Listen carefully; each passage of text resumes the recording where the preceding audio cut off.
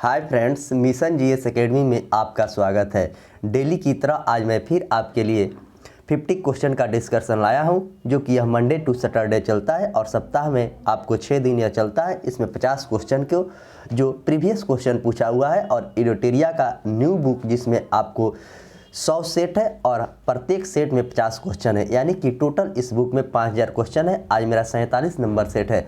अभी तक मैंने 46 सेट का वीडियो और पीडीएफ दोनों टेलीग्राम में उपलब्ध करा दिया है। जो भी स्टूडेंट अभी तक मेरे चैनल को सब्सक्राइब नहीं किए वो चैनल को सब्सक्राइब कर ले और टेलीग्राम भी ज्वाइन कर ले।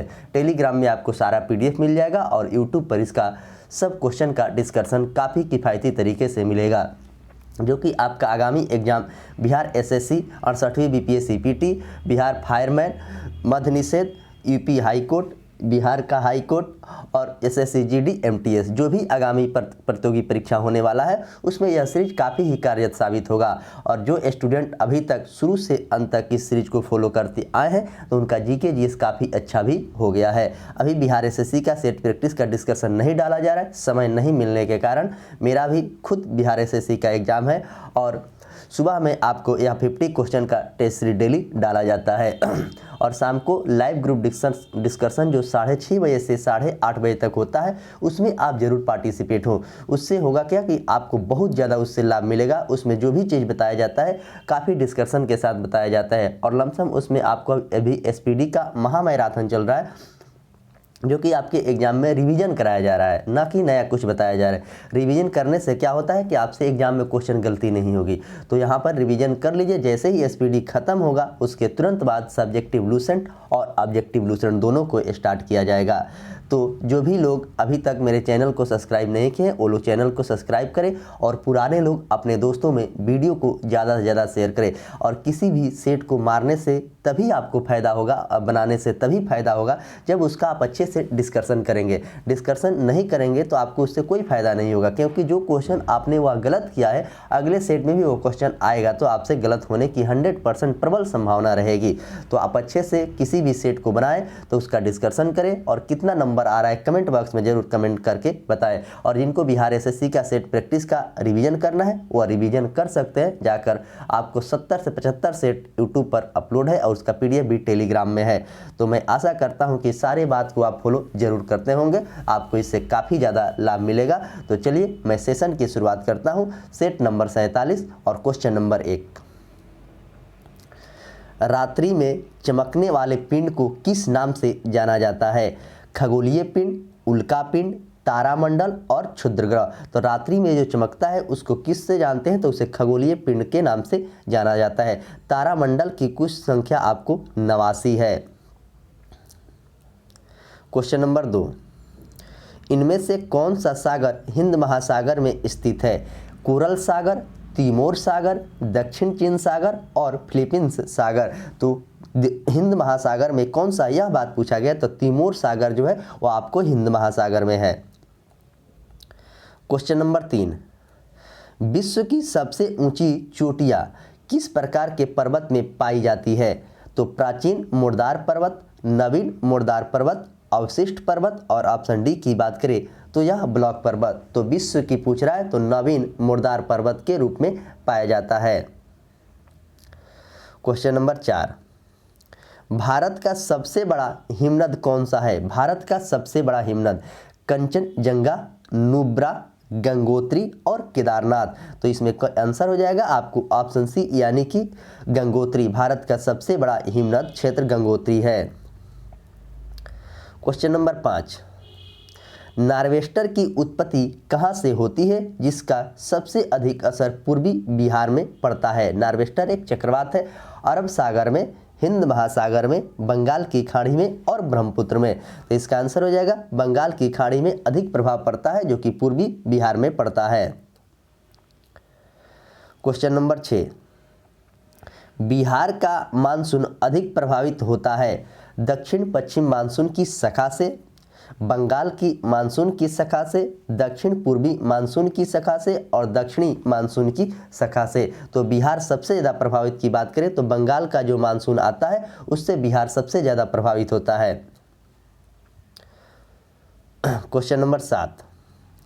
संकोच नदी कहाँ पर प्रभावित होती है? संकोच नदी बिहार एवं उत्तर प्रदेश, बिहार एवं पश्चिम बंगाल, पश्चिम बंगाल एवं असम, असम एवं अरुणाचल प्रदेश। तो संकोच नदी की बात करें तो यह आपको असम और अरुणाचल प्रदेश में प्रभावित होती है। असम में ही आपको ब्रह्मपुत्र नदी है जिस पर मांझली द्वीप है।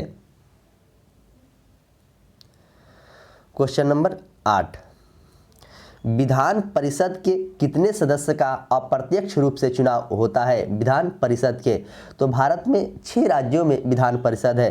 तो कुल सदस्यों का 3/4, कुल सदस्यों का 1/3 और कुल सदस्यों का 5/6 और कुल सदस्यों का 1/2। तो चुनाव जो होता है कुल सदस्यों का 6/5 भाग का होता है।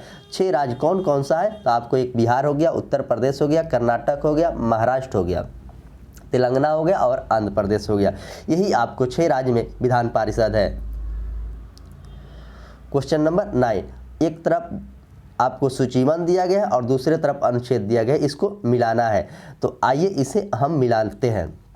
तो धन विधेयक की बात करें तो धन विधेयक की बात आपको अनुच्छेद 110 में है। वार्षिक वित्तीय विवरण की बात करें तो 112 में है। संसद के दोनों के संयुक्त अधिवेशन आपको 108 में है और विनिमय विधेयक की बात करें तो 114 है। तो इसका हो जाएगा 1 का 1, 2 का 2, 3 का 3 और डी का 4, यानी कि ऑप्शन, आइए देखते हैं कि इसका ऑप्शन क्या है।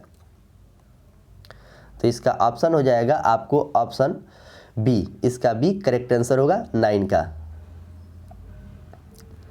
क्वेश्चन नंबर 10, किसी राज्य में विधान परिषद की संरचना अथवा विघटन किया जा सकता है? किसी राज्य में उस राज्य की विधानसभा के द्वारा, संसद के द्वारा, संसद द्वारा राज्यपाल की अनुशंसा पर और राष्ट्रपति के द्वारा राज्यपाल की अनुशंसा पर। तो किसके द्वारा किया जा सकता है? तो संसद के द्वारा किया जा सकता है और संसद की बात 79 में है।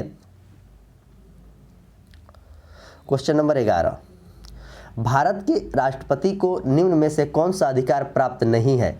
तो वह क्षमादान करना, यह बिल्कुल सही है। न्यायालय के न्यायाधीश को हटाना, आपातकाल की घोषणा करना और अध्यादेश जारी करना। तो उनका काम जो है न्यायाधीश को हटाना उनका काम नहीं है, यह संसद के द्वारा पारित करके उसे हटाया जाता है, इसे जरूर याद रखेंगे।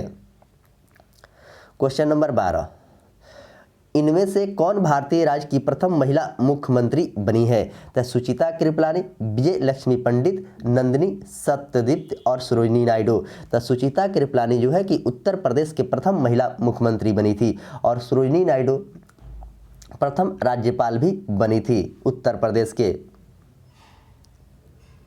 क्वेश्चन नंबर 13, पुंछी आयोग का रिपोर्ट किससे संबंधित है? केंद्र राज्य संबंध से, निर्वाचन संबंध से, राजकोषीय संघराज्य पद्धति से और नए राज्य का सृजन से। तब पुंछी आयोग यहाँ पर पूछा गया, तो इसका आंसर हो जाएगा केंद्र और राज्य से संबंध है। निर्वाचन की बात करें तो दिनेश गोस्वामी जो संबंध है निर्वाचन से संबंधित है। क्वेश्चन नंबर 14, श्रम को किस सूची के अंतर्गत रखा गया है? श्रम को संघ सूची, राज्य सूची, समवर्ती सूची और अवशिष्ट सूची। तो श्रम को किस सूची के अंतर्गत रखा गया? तो आपको समवर्ती सूची के अंतर्गत रखा गया, जिसमें आपको वर्तमान में 52 विषय है। और राज्य सूची की बात करें तो इसमें आपको 61 विषय है वर्तमान में और संघ सूची की आपको 100 विषय है। तो ये सभी आपको याद होना चाहिए, यहाँ से क्वेश्चन आपके एग्जाम में रहेंगे ही रहेंगे। क्वेश्चन नंबर 15, स्वामित्व योजना का संबंध निम्नलिखित में से किससे है? बौद्धिक संपदा से, कंपनियों और शेयर धारकों के हित से, निजी संपत्ति का रिकॉर्ड से और ग्रामीण क्षेत्रों में संपत्ति के स्वामियों को संपत्ति कार्ड जारी करना। तो स्वामित्व योजना किससे संबंधित है, यह बात पूछा गया। तो इसका आंसर हो जाएगा आपको ऑप्शन डी, यानी कि ग्रामीण क्षेत्रों में संपत्ति के स्वामित्व को संपत्ति का जारी करना। क्वेश्चन नंबर 16, प्रांतों में शासन व्यवस्था को किस अधिनियम के तहत लागू किया गया है? प्रांत में भारतीय परिषद अधिनियम 1892, भारतीय परिषद अधिनियम 1909 और भारत सरकार अधिनियम 1919 और भारत अधिनियम 1935। तो यह किसके द्वारा किया गया है, यह बात पूछा गया। तो इसका आंसर हो जाएगा आपको ऑप्शन सी, यानी कि भारत सरकार अधिनियम 1919 के तहत। और भारत परिषद 1919 की बात 1909 की बात करें तो इसमें मार्लो मिंटो सुधार की बात कही गई थी और सांप्रदायिक निर्वाचन की बात भी मुस्लिमों के लिए किया गया था। और भारत सरकार अधिनियम 1935 के तहत भारत बर्मा से अलग हुआ था 1936 में। Question number 17, the Indian Muslim नामक पुस्तक के लेखक निम्नलिखित में से कौन है? तो सर सैयद अहमद खां, Mohammad Ali Jinnah, sir William Hunter और मौलाना अबुल कलाम आज़ाद। तो कौन है यह बात पूछा गया, तो इसका आंसर हो जाएगा आपको option c, Sir William Hunter के द्वारा यह पुस्तक लिखा गया था। Question number 18, Simon commission Bharat में क्यों विरोध किया? तो इसमें सिर्फ 20% भारतीय को स्थान दिया गया। भारतीय प्रतिनिधित्व को मत देने का अधिकार नहीं था, इसमें एक भी भारतीय सदस्य नहीं था और सारा अधिकार गवर्नर जनरल के पास था। तो इसका आंसर होगा आपको ऑप्शन सी, यानी कि साइमन कमीशन जो था 1928 में भारत आया था, इसमें एक भी भारतीय नहीं था, टोटल आपको विदेशी था। क्वेश्चन नंबर 19, निम्नलिखित घटनाओं को सही क्रम बताइए। सविनय अवज्ञा आंदोलन, गांधी इरविन समझौता, प्रथम गोलमेज सम्मेलन और बटलर आयोग और भगत सिंह को फांसी। तो सविनय अवज्ञा आंदोलन आपको 1930 में हुआ था, गांधी इरविन समझौता 1931 में हुआ था, प्रथम गोलमेज सम्मेलन की बात करें तो 1930 में हुआ था और भगत सिंह की फांसी 23 मार्च 1931 को हुआ था। तो इसको सजाना है तो इसे अब सजा देंगे। और पूना पैक्ट की बात करें तो 1932 में हुआ था। आइए हम इसे सजाते हैं। तो इसका आंसर की बात करें तो इसका आंसर हो जाएगा आपको ऑप्शन बी, यानी कि सबसे पहले हुआ था बटलर आयोग, उसके बाद सविनय अवज्ञा आंदोलन, तब हुआ था प्रथम गोलमेज सम्मेलन, उसके बाद गांधी इरविन समझौता, तब भगत सिंह की मृत्यु और अंत में होगा Poona pact. Question number 20, question number 20 कह रहा है कि अष्टप्रधान के बारे में निम्नलिखित में से क्या सत्य नहीं है? यह 8 मंत्रियों का एक परिषद है, मंत्रियों का कोई विशेष अधिकार नहीं है, मंत्रियों से परामर्श लेने के लिए शिवाजी बाध्य नहीं थे और मंत्री के पद आनुवांशिक थे। तो इसमें पूछा गया है। आइए देखते हैं। तो आइए इसको आंसर क्या होगा देखते हैं। आंसर आपको ऑप्शन डी हो जाएगा, यानी कि केवल 4 गलत है और बाकी यह तीनों सही है।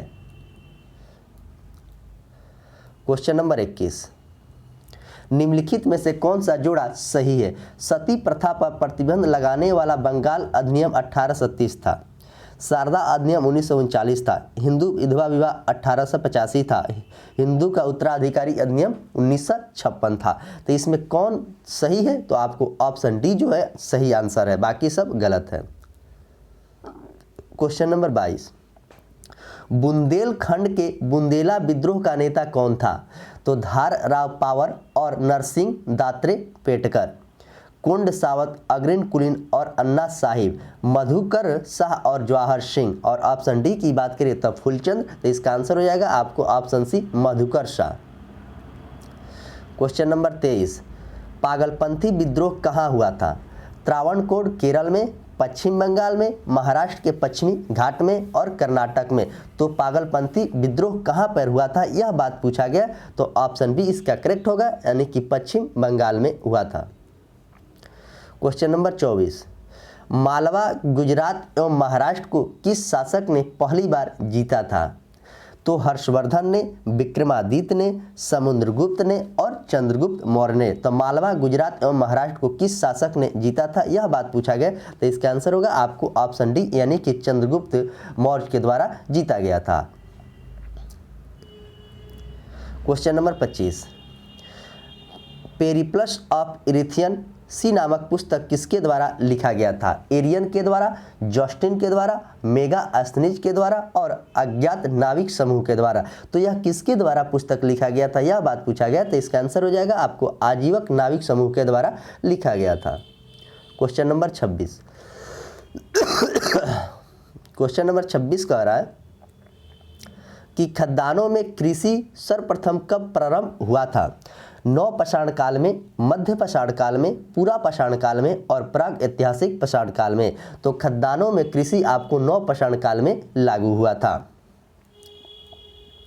क्वेश्चन नंबर 27, किस इकाई का उपयोग किया जाता है? किस इकाई का उपयोग किया जाता है? सी PM, PPM, LPM और BIT। तो किसका उपयोग किया जाता है यह बात पूछा गया, तो इसका आंसर हो जाएगा आपको ऑप्शन बी यानी कि PPM का उपयोग किया जाता है। क्वेश्चन नंबर 28, मूर्ति पूजा का आरंभ कब माना जाता है? माने मूर्ति पूजा का आरंभ कब से माना जाता है? पूर्व आर्य काल से, उत्तर वैदिक काल से, मौर्य काल से और कुषाण काल से। तब मूर्ति का पूजा जो आरंभ हुआ था आपको पूर्व आर्य काल से आरंभ हुआ था।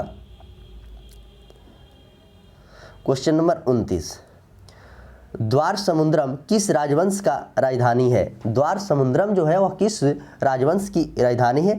तो गंग, काकतीय, होयसल और कदम। तो इसका आंसर हो जाएगा आपको ऑप्शन सी यानी कि होयसल की राजधानी द्वार समुद्रम है।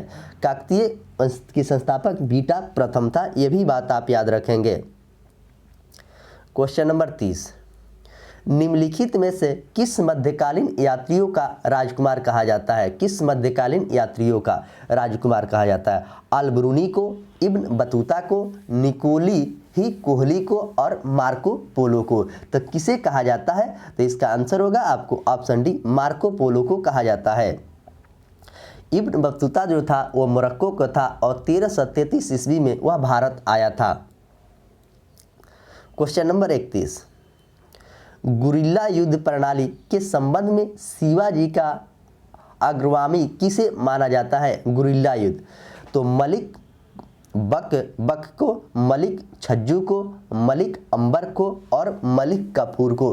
तो किसको जाना जाता है यह बात पूछा गया, तो इसका आंसर हो जाएगा आपको ऑप्शन सी यानी कि मलिक अंबर को जाना जाता है।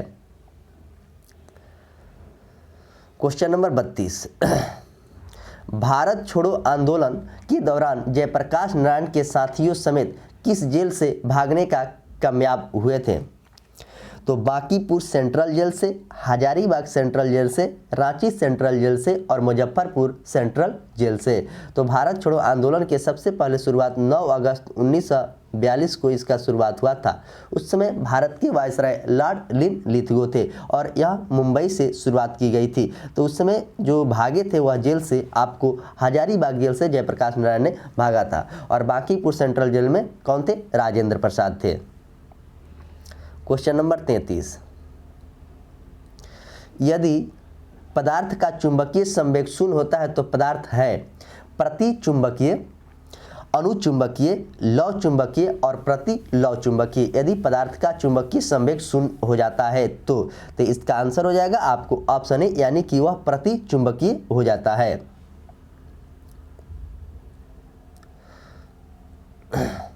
क्वेश्चन नंबर 34, किसी स्थान पर पृथ्वी का चुंबकीय क्षेत्र की दिशा क्या होती है?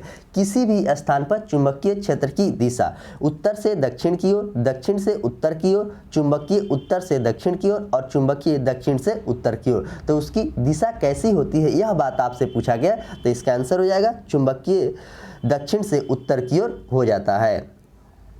अगला question, question number 35, MRI machine निम्नलिखित में से किसका उपयोग होता है? MRI में ध्वनि तरंग के, एक्स तरंग के, पराश्रव तरंग के और चुंबकीय तरंग के। तो MRI में उपयोग होता है आपको चुंबकीय तरंग के। एक्स किरण का खोज रोएंटगेन के द्वारा किया गया था और पराश्रव जो है 20,000 हर्ट्ज से ऊपर के ध्वनि को पराश्रव कहा जाता है और ध्वनि के अध्ययन को एकॉस्टिक कहा जाता है, यह भी बात आप याद रखेंगे।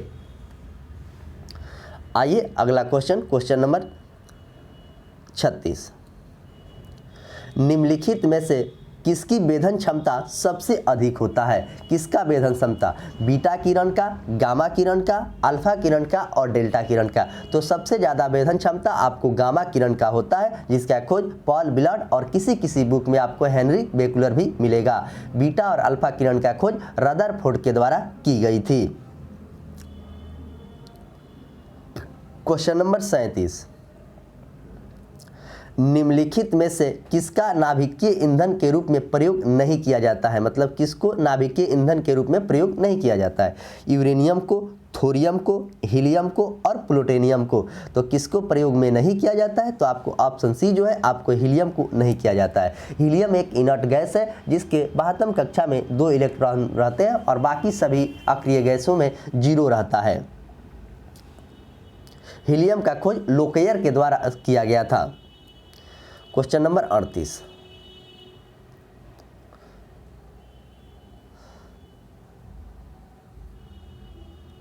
क्वेश्चन नंबर 38 आइए देखते हैं। यूरेनियम के रेडियोधार्मिक विघटन अंतिम उत्पाद क्या होता है? तो सीसा, थोरियम, रेडियम और प्लूटोनियम। तो यूरेनियम का जो अंतिम उत्पाद होता है वह सीसा होता है, यानी कि Pb का संकेत होता है सीसा का, और इसका एटॉमिक नंबर की बात करें तो 82 होता है। क्वेश्चन नंबर 39। हवाई जहाज के ब्लैक बॉक्स का रंग कैसा होता है? हवाई जहाज जो है उसका ब्लैक बॉक्स का रंग कैसा होता है? तो काला, लाल, बैंगनी और नारंगी। तो हवाई जहाज के ब्लैक बॉक्स का रंग आपको ऑप्शन डी हो जाएगा, यानी कि नारंगी रंग का होता है। और हवाई जहाज समताप मंडल में उड़ते हैं, ये भी बात आप याद रखेंगे।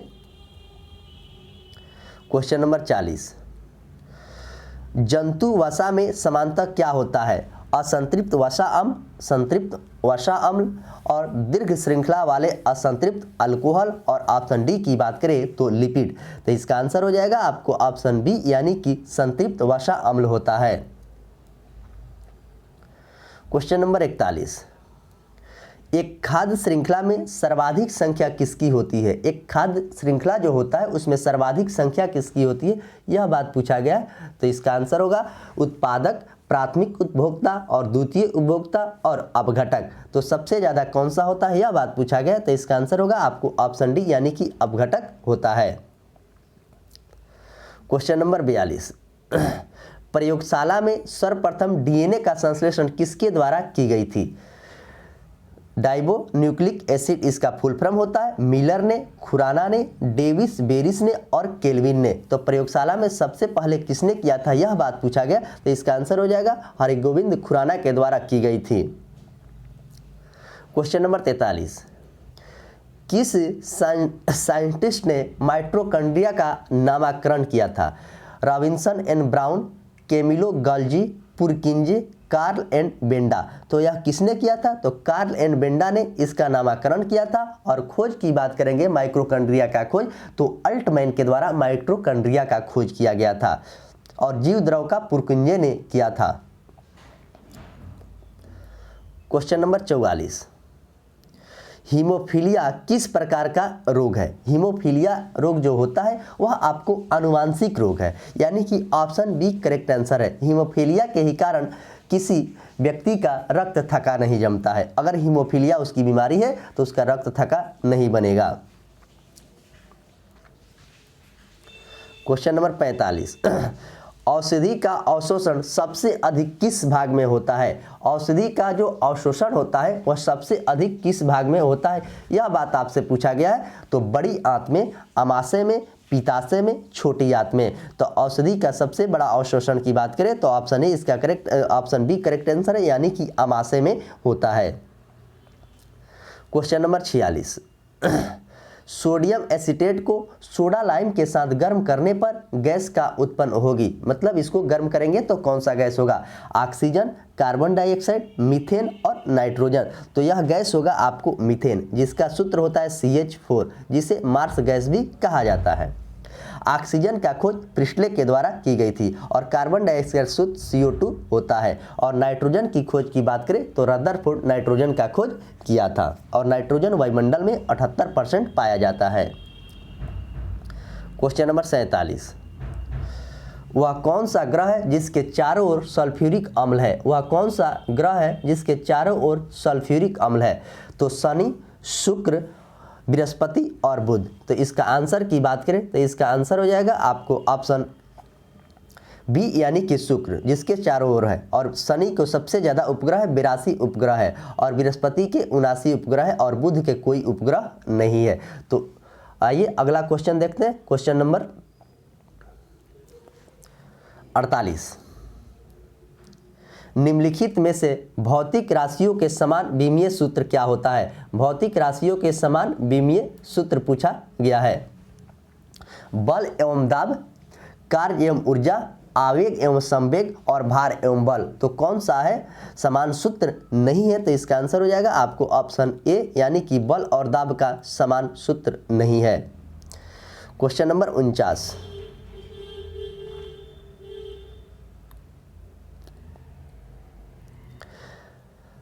क्लोरोफ्लोरोकार्बन से निकलने वाली गैस ओजोन परत के लिए हानिकारक है। हाइड्रोजन, क्लोरीन, हाइड्रोजन सल्फाइड और नाइट्रोजन डाइऑक्साइड। तो वह कौन सा गैस है, यह बात पूछा गया। तो इसका आंसर हो जाएगा आपको ऑप्शन बी यानी कि क्लोरीन। हाइड्रोजन का खोज केवेंडिश के द्वारा किया गया था। क्वेश्चन नंबर 50, इनमें से किस रोग के प्रतिरक्षण प्रणाली कम प्रभावित यानी नहीं होती है? तो एड्स, पोलियो, हाइड्रोफोबिया और इन्फ्लुएंजा। तो इसका आंसर हो जाएगा आपको इन्फ्लुएंजा। एड्स से होता है, पोलियो से भी होता है और हाइड्रोफोबिया जो कुत्ता के काटने से बीमारी होता है। तो इस तरह मैंने आपके सामने 50 क्वेश्चन का डिस्कशन जो किया है काफ़ी किफ़ायती तरीके से किया है। अब आइए कुछ स्मरणीय तथ्य जो दिया रहता है और डायरेक्ट आपके एग्जाम में पूछा जाता है उसे देखते हैं। भूमध्य रेखा पर इक्वाडोर जो है कोलंबिया और ब्राज़ील, सामटोवो कोलंबिया और ब्राज़ील में है, साओ टोम प्रिंसिपी गेबान और कांगो गणराज्य, कांगो लोकतांत्रिक गणराज्य की बात करें तो युगांडा और केन्या में है। सोमालिया की बात करें तो सोमालिया आपको मालदीव और इंडोनेशिया में है।